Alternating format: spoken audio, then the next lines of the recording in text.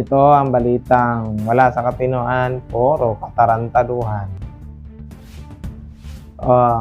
Magandang araw. Ito ang balitang wala sa katinoan, puro katarantaduhan. Makikita mo ngayon ay mga video kumalat sa internet, nagpalungkot sa ilan at nagpasaya sa karamihan. Panoorin mo ito at anong masasabi mo? Bakit ka nagkakaganyan? Ang init! Nagre-react siya, oh. Kaya mo lang. Lalabas ka riyan. Layas! Di ba?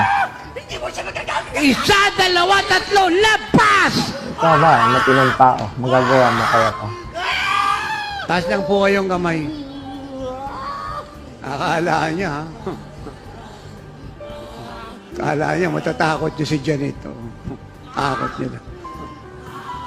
Kung malupit dito, Sinasabi ko, pag pagdating greater sa power dulo, na encounter tatawa niya, ka. pero kinakausap niya kanina rin, walang Tingnan mo. reaction. Nung naharap kay tatay, nagkaganon. Huwag ka nang babalik sa kanya. Iiwanan mo siya. Lahat ng nilagay mo sa kanya, ugat, buto, dugo, laman. Labas!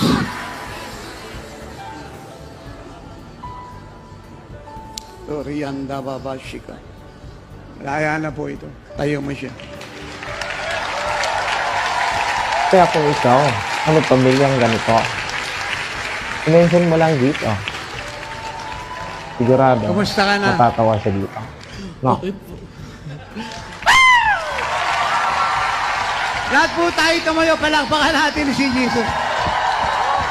Tara, punta tayo sa comment section. Sabi nga nila, sa comment section mo makikita ang tuwa. Ayan, basahin nyo.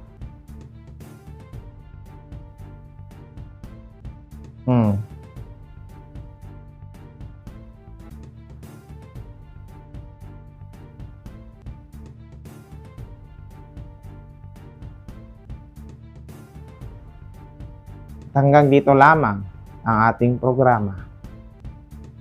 Laging tandaan, huwag magpapaniwala sa balita. Lalo na, pag mukhang to ang iyong nakikita. Yeah, you could be the greatest, you could be the best, you could be the King Kong banging on your chest, you could